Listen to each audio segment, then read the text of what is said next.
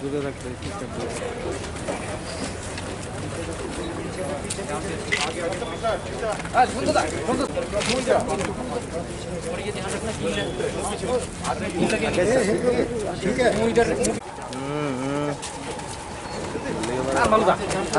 आयो ना ये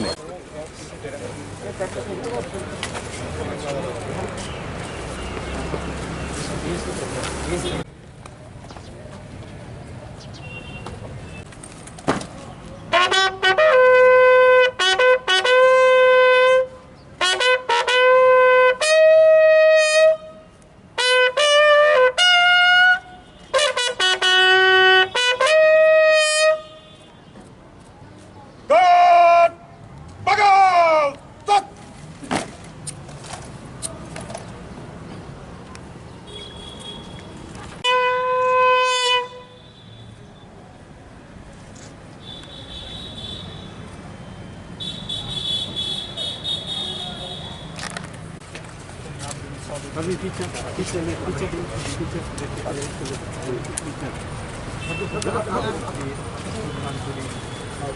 कैमरा कैमरा कैसा आई वो तेरे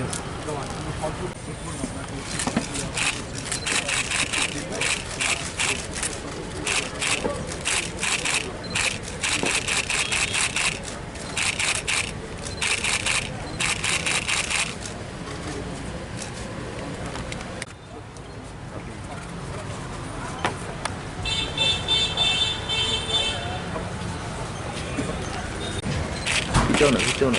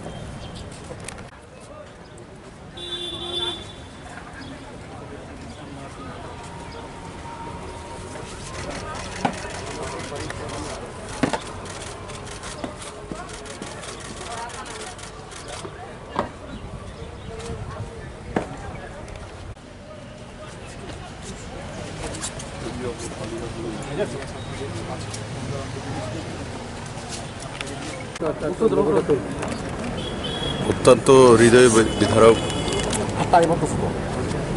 শহীদ মঙ্গল দেববর্মা আমাদের এই পবিত্র মাতৃভূমির ছেলে, ভারত মাতার সন্তান। আমি সেই বীর শহীদকে শ্রদ্ধাঞ্জলি জানাই। তার পরিবার, ওনার পত্নী, দুটি কন্যা এবং একটি ছেলে, তাদের প্রতি আমি সমবেদনা জানাই। আর আমি আশা করি এই যে দুঃখের সময়টা, সেটার সময় সমস্ত ত্রিপুরাবাসী এবং ভারতবাসী আমাদের পরিবারের সঙ্গে আমরা রয়েছি। আর যেভাবে এক্সট্রিমিস্টরা NH-44-এ দেশের জন্য সুরক্ষায় যখন কাজ করছিলেন, তখন ওনাকে নির্মমভাবে হত্যা করা হয়েছে।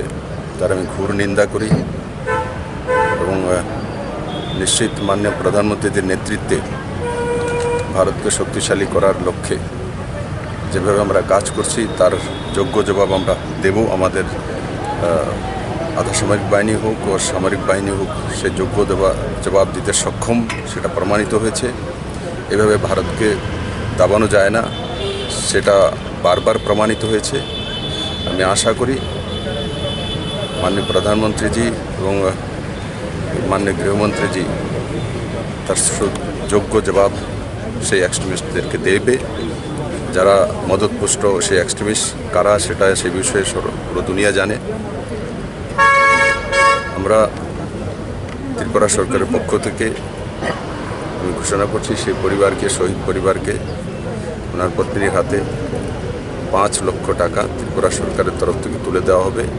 কিন্তু সেটাই সব কিছু নয়। আমি জানি সেই পরিবারটার সঙ্গে দাঁড়ানো, তার একটা ছেলে, 2 মেয়ে আছে, পত্নী আছেন, তাদের সঙ্গে কিভাবে তাদের দৈনন্দিন জীবন এবং আগে জীবনশৈলী চালাতে পারেন তার বিষয়ে রাজ্য সরকার চিন্তা করবে। এবং উনি চাকরিরত ছিলেন, তো সেই জন্য যেই ফ্যাসিলিটিগুলি ভারত সরকার দিয়েছে সেগুলো যাতে সময়ের মধ্যে পৌঁছে যায় তার জন্য ত্রিপুরা সরকারের তরফ থেকে ফলো আপ করে তার ব্যবস্থা করা হবে।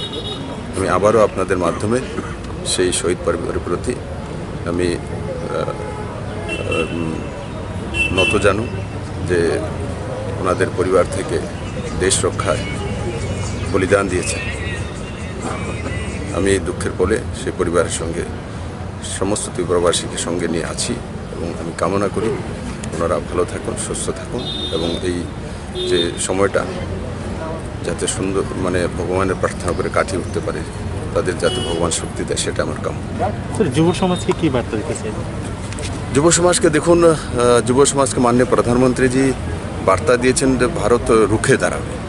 আপনারা দেখেছেন আমাদের আজকের দিনে যে প্রতিরক্ষা মন্ত্রী যখন স্বরাষ্ট্রমন্ত্রী ছিলেন তখনই বলেছেন যদি আমাদের ওই পার থেকে যদি একটি গুলি আসে তো আমাদের এখান থেকে গুলি কতটা করবে তার জন্য পারমিশনের দরকার নেই। তো সেই দিশাতে সরকার কাজ করে মাননীয় প্রধানমন্ত্রীদের সঙ্গে যে স্বনির্ভর ভারত, আত্মনির্ভর ভারত এবং শক্তিশালী ভারত নির্মাণ হচ্ছে, সেই ভারত কোনোভাবেই সেটা মেনে নেবে না। আমার নওজওয়ানরা কোনোভাবেই যুব সমাজ মেনে নেবে না। আমরা তার জন্য প্রস্তুতি নিয়েছি এবং ভারতকে রক্ষা করতে আমরা চাই। देखिए, हमारी सारी संवेदनाएं हैं उनके परिवार के साथ ही। और देव बर्मन जी जो 73 बटालियन में तैनात थे, कश्मीर में बहुत ही विषम स्थिति में वो कार्य कर रहे हैं। और कल जो परसों इनफैक्ट जो घटना हुई वो इस प्रकार से था कि कश्मीर की लाइफलाइन है हाईवेज़, और उन हाईवेज़ को सीआरपीएफ सिक्योर करती है। उसी के दौरान में जब शाम को ये अपना चेकिंग करने के लिए निकले थे एक गाड़ी में, तो एंड पॉइंट पे जहाँ यू टर्न किया वहाँ मिलिटेंट्स ने इनके ऊपर में अंधाधुंध फायरिंग की है, जिसमें ये वीरगति को प्राप्त हुए। इनके साथ ही हमारा एक और साथी जवान वीरगति को प्राप्त हुआ था। लेकिन उसके अगले ही दिन जैसा खबर मिला है कि इस घटना को अंजाम देने में जो ओजीज थे, ओजीज मतलब ओवरग्राउंड वर्कर्स जो थे, उनको अरेस्ट कर लिया गया था। और बहुत जल्द ही इस घटना को अंजाम देने वाले जो टेररिस्ट हैं वो भी या तो अरेस्ट होंगे या मारे जाएंगे। Thank you. শহীদ হয়েছে, কি বলবেন আজকে? আমাদের দেশের জওয়ানরা বরাবরই আমাদেরকে মাতৃভূমিকে এবং আমাদেরকে রক্ষা করতে নিজেদেরকে প্রাণ বিসর্জন বলিদান ওনারা দিচ্ছেন। তো আজকে যে কোনো মৃত্যু মানুষকে দুঃখ দেয়, কিন্তু আজকের যেটা বিষয়টা আমাদের কাছে অনেকটা গর্বের যে তৈদুর প্রত্যন্ত একটা রামবাবু গ্রামের এক সন্তান, আমাদের বীর সন্তান শহীদ হয়েছেন গত 25 তারিখ জম্মু কাশ্মীরে 73 নম্বর ব্যাটালিয়নের উনি সাব ইন্সপেক্টর ছিলেন। দুজনে শহীদ হয়েছেন, একজন হিমাচলের, একজন আমাদের এই মাতা ত্রিপুরেশ্বরীর পূর্ণভূমি ত্রিপুরা থেকে। তো ওনাকে বীরকে শেষ শ্রদ্ধা জানাতে আমরা এসেছি। তো পরিবারকে আমরা প্রণাম জানাই। ওনার মাকে, ওনার যদিও মা নেই,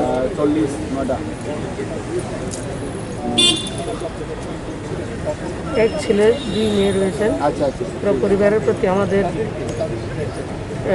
সমবেদনা রয়েছে এবং বিশেষ করে ওনার যে স্ত্রী, ওনাকে তো আমি বীর বধূ বলবো, যে ওনারাও মঙ্গল রাম দেব বর্মা যেভাবে জম্মু কাশ্মীরে প্রাণ দিয়েছেন, ওনার স্ত্রীও বাড়িতে থেকে ওনাকে সমপরিমাণ সহযোগিতা করেছেন, আবার সাহস জুগিয়েছেন এবং পরিবারকে রক্ষণাবেক্ষণ করেছেন। বীরত্বের সঙ্গে ওনাকে আমি বীর বধূ হিসাবে ওনাকে প্রণাম জানাই। আর গোটা রাজ্য নয়, গোটা দেশ আজকে নতমস্তকে ওনার এই বীরত্বকে আমরা শ্রদ্ধা জানাই, সম্মান জানাই এবং গোটা যুব সমাজকে আহ্বান করব ওনাদের মতো আমরা শুধু জম্মু কাশ্মীরের বা বিভিন্ন জায়গায়, শুধু হিমাচল প্রদেশ, পাঞ্জাব, রাজস্থান নয়, আমাদের রাজ্যের ছেলেরাও কিছুদিন আগে আরেকজন সরকার প্রাণ দিয়েছেন। তো আমাদের রাজ্যের ছেলেরাও মাতৃভূমিকে রক্ষা করতে কোনো অংশে পিছিয়ে নয়, ওনারাও দেশকে রক্ষা করতে, আমাদেরকে রক্ষা করতে সামনে এগিয়ে বলিদান দিচ্ছেন। ওনার এই বলিদান ব্যর্থ যাবে না এবং আমরা একতা, অখণ্ডতা সমুদ্র হিমাচল পর্যন্ত এটা আমাদের থাকবে এবং ওনার পরিবারের প্রতি আমাদের শ্রদ্ধা এবং ওনার প্রতি আমাদের শ্রদ্ধা নিবেদন করছি এবং যুব সমাজ। আজকে আইসে। আপনার নাম? আমার নাম সঞ্জয় দেববর্মা। সঞ্জয়বাবু, আজকে আপনার জেঠু দেশের রক্ষার জন্য প্রাণ দিয়েছেন এবং আজকে সবাই ওনাকে সম্মান জানাচ্ছে, এই অবস্থায় আপনি কী করবেন? আমি আজকে খুবই গর্বিত। 12 বছরের জন্য আমার জেঠু প্রাণ দিয়েছেন। উনি আমাদের দেশকে বাঁচানোর জন্য সন্ত্রাসবাদীদের সাথে লড়াই করে উনি প্রাণ হারিয়েছেন। আমি আজকে খুবই গর্বিত আমার জেঠু হিসেবে। আমি আর বেশি বলতে পারছি না।